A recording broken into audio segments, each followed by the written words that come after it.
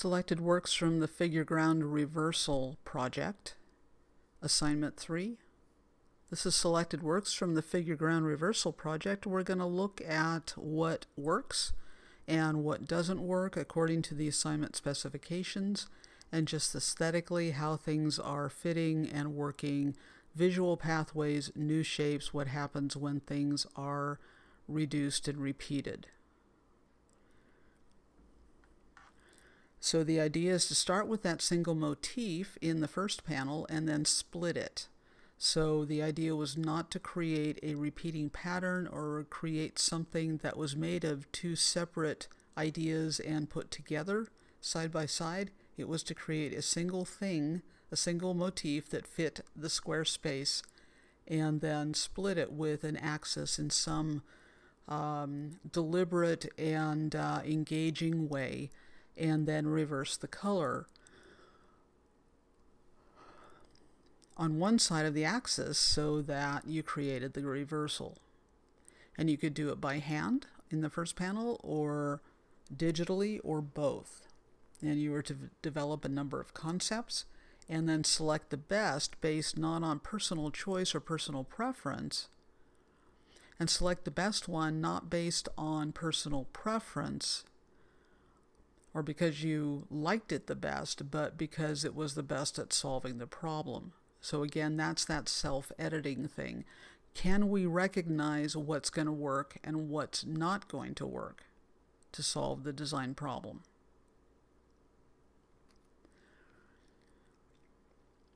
So we have a organic shape, and it is a single motif.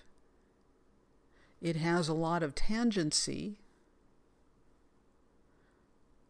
and it has a crop here, and then it has an axis, and the axis, the way it's placed, creates some awkward moments right there, and that's probably only a place it really gets kind of weird, but it's not comfortable there.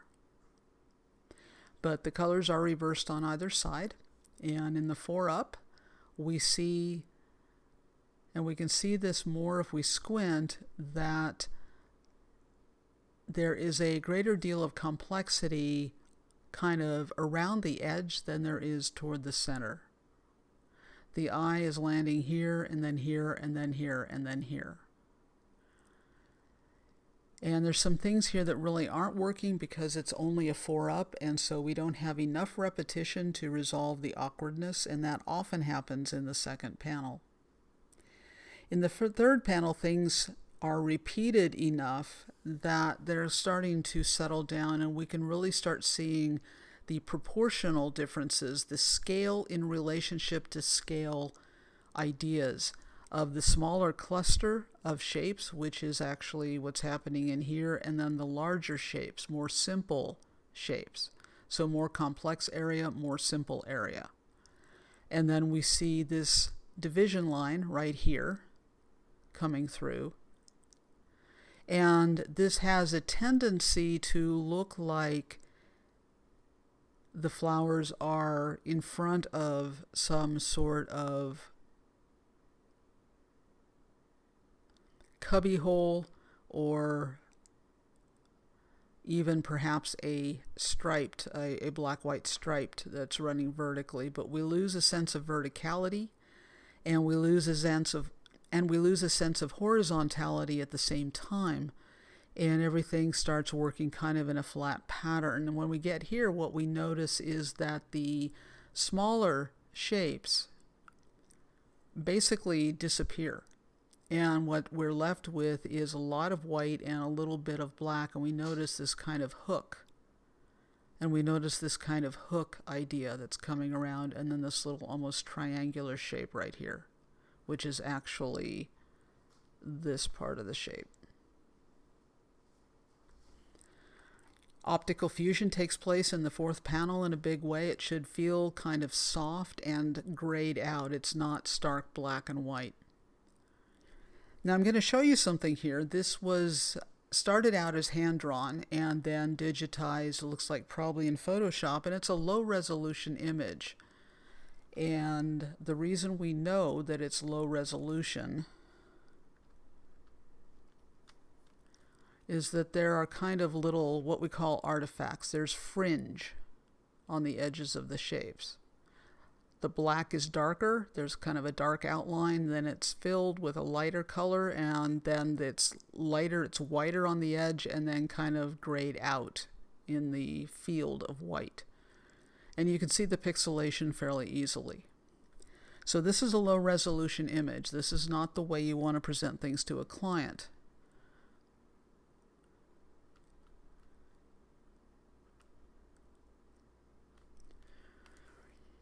Problem is solved. Awkward moment, awkward design moment in that little, where that axis cuts in the first panel, right in here. That can be configured better. The floral idea, the organic shape, could be fit into that square a little better, yet still retain its kind of random organic sense, rather than being highly stylized or something like that. But overall, it solves the problem. The presentation needs to be improved.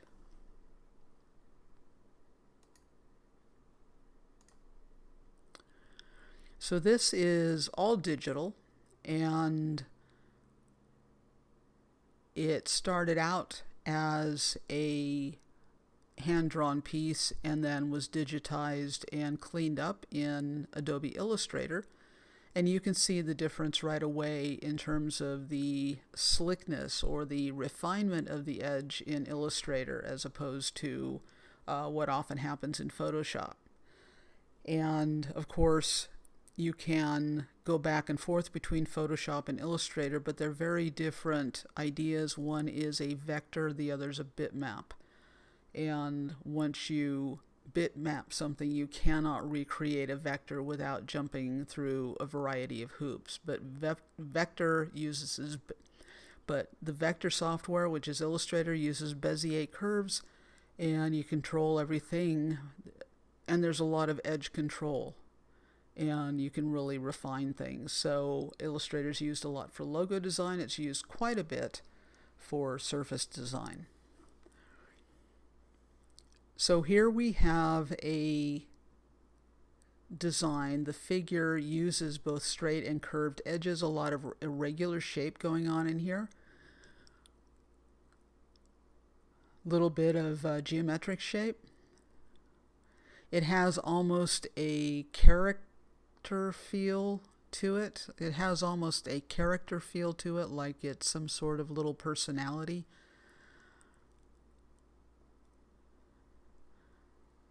But definitely reverses on either side of the axis, so it is a reversal. And then we move to the 4-up, and all of a sudden we're seeing 8 panels. We're seeing 8 vertical rectangles that alternate.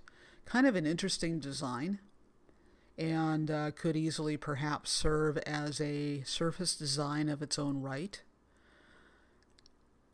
And we see opportunity for new shapes to be formed.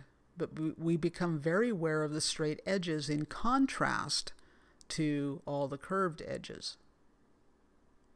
When we get to the 3rd panel, we are kind of losing the starkness of the vertical and horizontal straight edges. We're seeing more of this, I'll call them the ears, which is this and this. They come to prominence, and then the smaller shapes are starting to get subjugated to these little, I'll call them the ears.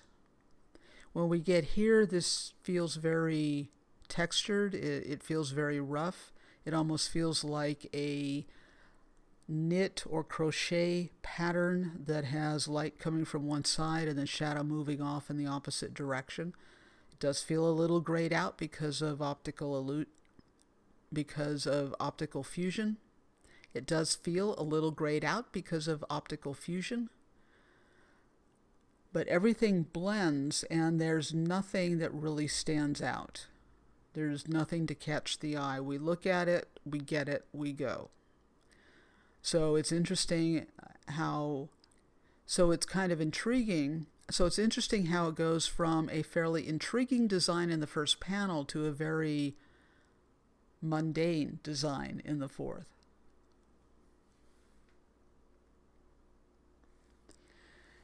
Here we have not a single motif that's split, but two side-by-side ideas. They're a mirror image of each other, but there is actually, this is not actually a single motif. We have a motif here and a motif here, and they're direct opposites of each other. And so here's the axis. And that was not the best idea for this because it creates a lot more complexity than we really want in this. And it was not the directive. So the idea is to design for the square and then split the square. That makes things more interesting usually. So this does work. It has a strong horizontal pole to it. And the proportions of the larger shapes, the squares that are cropped, and the triangle with the smaller square that is split, and the way things are configured, it has an interesting sense to it. And so it is an interesting design. It just doesn't start out as a single motif. It's a side-by-side configuration. And so when we multiply that, we start getting a movement right away. And we can see that the rise and fall of the triangles and its counterpart does a pinch and a bulge. So it widens, it narrows, it widens, it narrows, and we start getting that kind of cadence going through, as opposed to the direct alternating pattern of the black-white smaller shapes, and as opposed to the straight horizontal divisions. So there's a lot of layers of movement in this second panel. In the third panel, we start seeing again that movement, but it's quieted down a little bit. It doesn't feel as choppy. It feels a little more fluid and smooth. So we notice, again, changes in scale. We notice opposites. We notice contrasts. In the fourth panel, we start noticing the smaller shapes more. They kind of become accent points, and the eye catches on them. And there's a lot going on in here because of the scale changes. And the repetition of things creates sort of an underlying counter current to the overall idea. So we have the horizontal pull, so we have the horizontal movement kind of in the background, going directly side to side, and then we have the staccato of the little squares that are set on the 90-degree angle. And that kind of sits visually in front.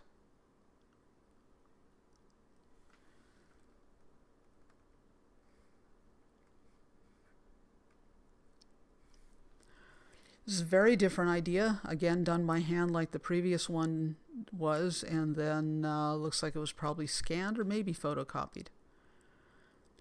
But we have an interesting breakup of space. The square is essentially divided into thirds, and so we have a 2/3, 1/3 proportional division structurally. It is fairly simple.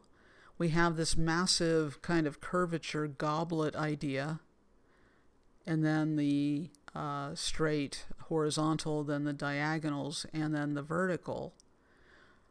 Because of all the straights, the curve becomes the thing that the eye lands on. We enjoy that contrast of the curve, and it's kind of a long, slow curve.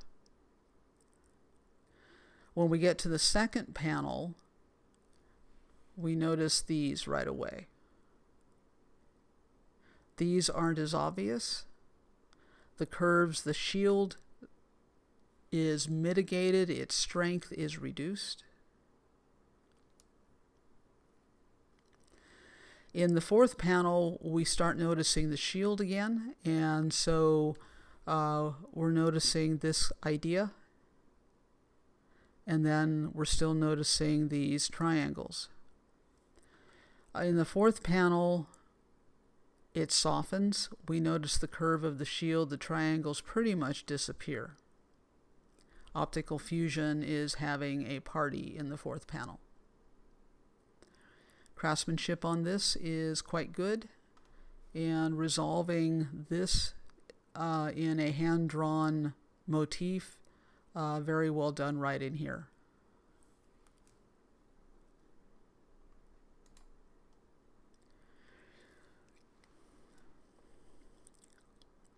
Okay, parts of this almost get linear. And obviously it is a single motif. Feels a little bit like a Keith Haring run amok. Not quite as controlled as his work is. The division, like in the first one we saw, cuts at the axis, like in the first piece we saw, kind of cuts and creates awkward moments, like right there. And then we kind of want this to be divided directly in half and equal distance here as opposed to here. And we're not getting that. But this is the main culprit here that creates the awkwardness, and that really should have been resolved. So I think this started by hand and then was digitized. And so in repeating it, of course, with this and then the two vertical edges, we start seeing those vertical edges as contrast, those just vertical divisions between black and white as contrast against the more organic, highly energetic, curvilinear shapes. In the third panel, we tend to notice black figure on white ground and a lot of movement. And we also start noticing a kind of a diagonal idea that's coming through here. We don't really notice it going the other direction. So there's some interesting diagonal pathways going from upper left to lower right. And here everything just kind of loops around and settles down. There is a sense of darker areas and lighter areas, and they sort of link together and kind of wrap around each other. Again, it looks almost like a knit fabric with that is being lit from one side, and then the shadows move off to the opposite direction. So again, this was done, I think it was begun by hand and then digitized, and then the rest of it completed in either Photoshop or Illustrator. Okay, this started out by hand, and circle, kind of a shield, rectangles, split in two. It's a single motif, so it satisfies that requirement. Very kind of basic, very strong. Now in the first panel, to design for the square, there's some things to consider. If we're taking this at the halfway mark,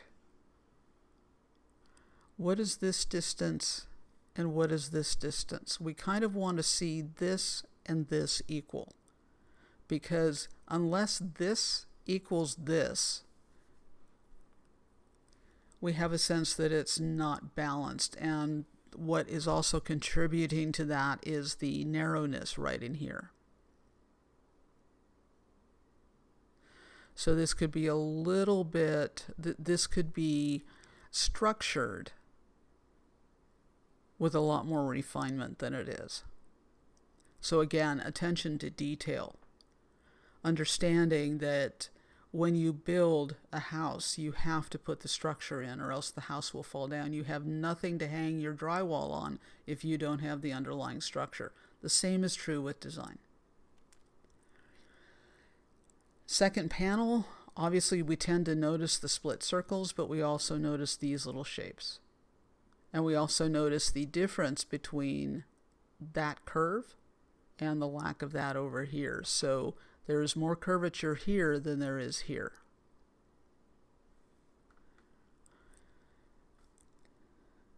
A lot more activity and movement. This almost feels like an animated sliding parallax technique in web design. Feels like sliding doors or panels that are constantly moving back and forth, sliding over each other. We do notice the circles, and we notice these smaller shapes still. So similar to here, just more and smaller. And this becomes a little less energetic, but this still retains a lot of energy. And that alternating black, white rectangle that we see kind of anchors everything through, gives it a lot of shift up and shift down, but there's a lot of horizontal movement. We still see the circles fairly well, but the main thing that stands out in the fourth panel are the black and white rectangles.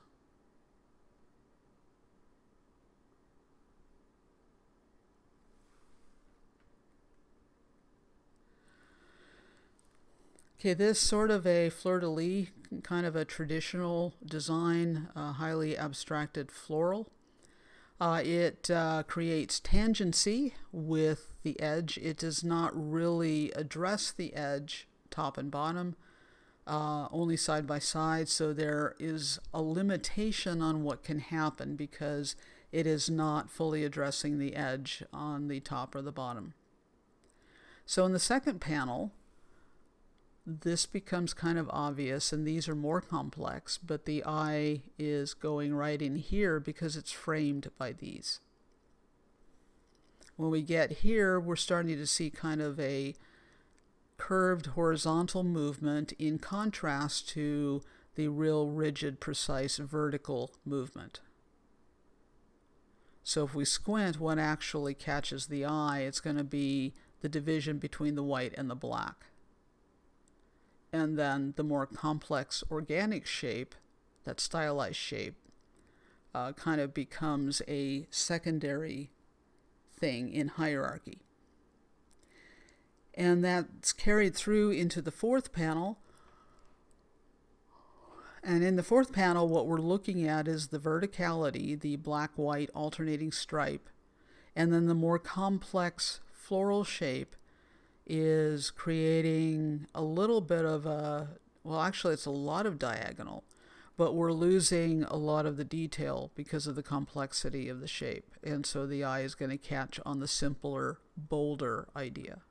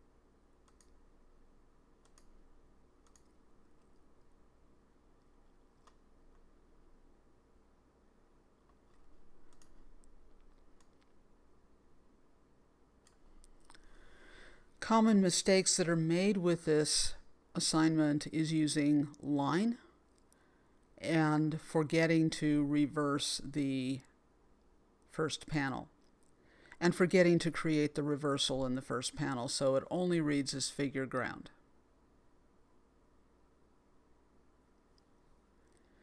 And then secondary issue would be not addressing the edges on all four sides of the first panel, so that new pathways, new shapes can be formed in the second, third, or fourth panel, in the second, third, and fourth panel.